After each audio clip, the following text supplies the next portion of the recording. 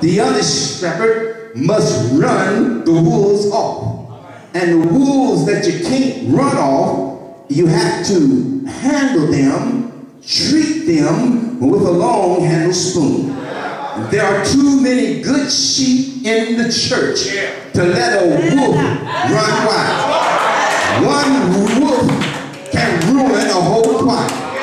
One wolf can ruin a whole deacon ministry. One wolf can mess up an entire church. And the pastor must be strong enough, bold enough, sure of himself to stand between the sheep and the wolf. Sheep don't know how to fight. Sheep turn the other sheep. Sheep roll over and they allow themselves to be misused and abused. The church is too important to let a wolf or wolves run wild.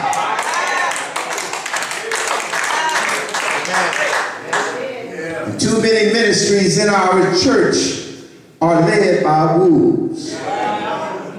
And as a pastor, as I look back in my 19th year, I needed somebody to take me out back and kick my backside because I have appointed some wolves. Yes, to the ministry. You got a mess when you got wolves serving as officers and office holders of the church.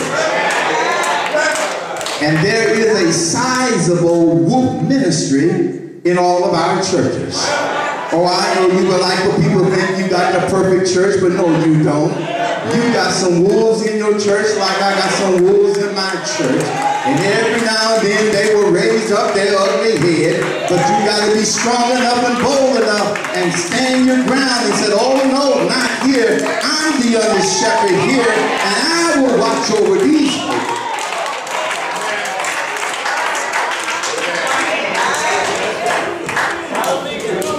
Verse 42 says, he that receiveth a prophet in the name of a prophet receiveth a prophet reward.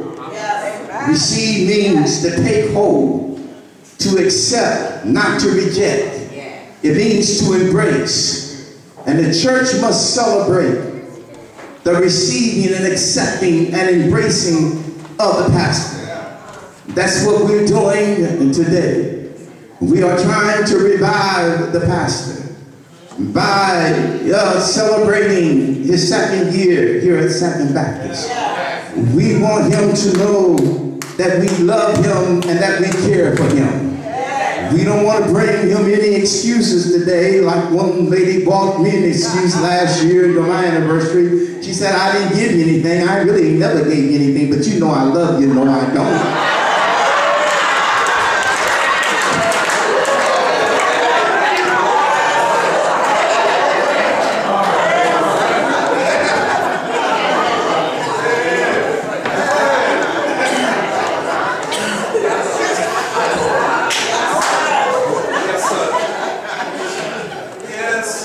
And just very quickly, there are three aspects of receiving the prophet. You must receive his vocation. His vocation is God's prophet. And the prophet means that he is sent by God. Whether you voted for him in business meeting or against him, don't matter now. God already had this thing planned out. It was already in the works, in the counsel of God. Because God has a way of developing things in our life to make them work out for the good and his glory.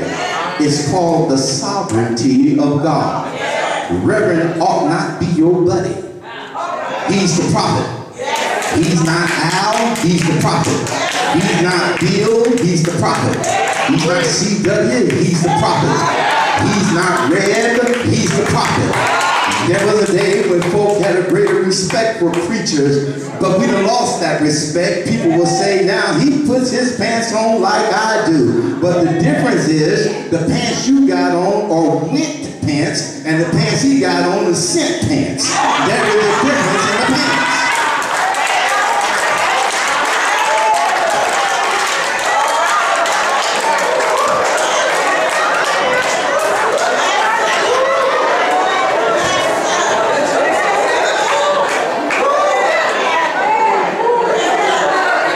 Secondly, not only must you receive his vocation, but you must receive his voice.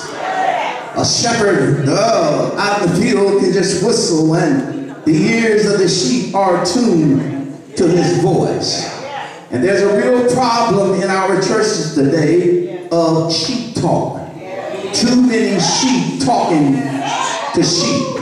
Sheep trying to direct other sheep. The problem is that sheep don't know where the green pastures are.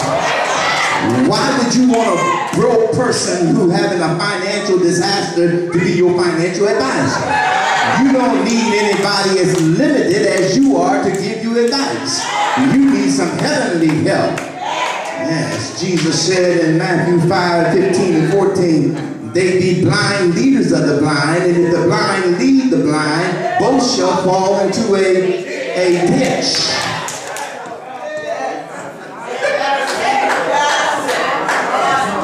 And then notice you can't distinguish the voice of the other shepherd because you're listening to other voices and too many other shepherds. And I would suggest that even in this room that there are many of you who have tapes of other preachers. And I want to ask, how many tapes do you have of your pastor? You don't belong to the Potter's house. You belong to St. Baptist.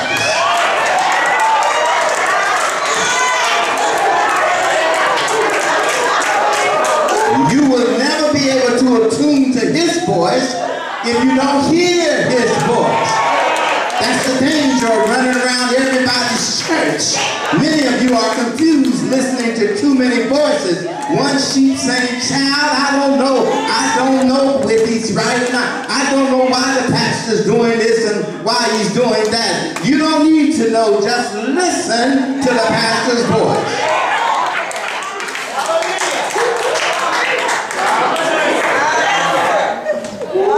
And thirdly and lastly, you must receive his vision.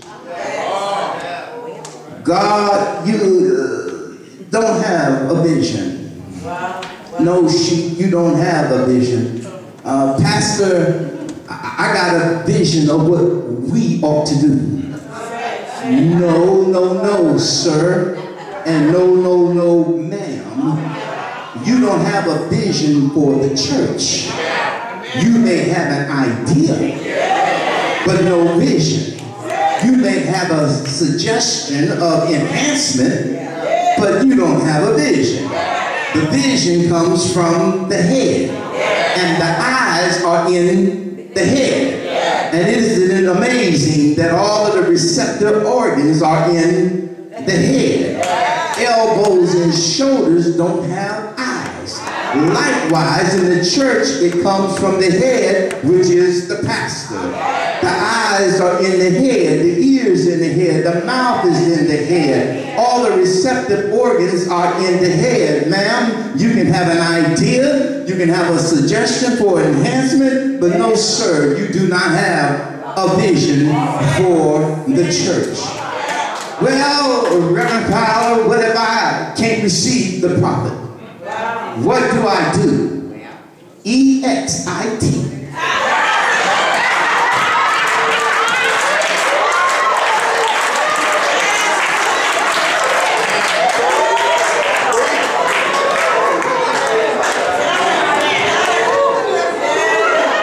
Find yourself another prophet.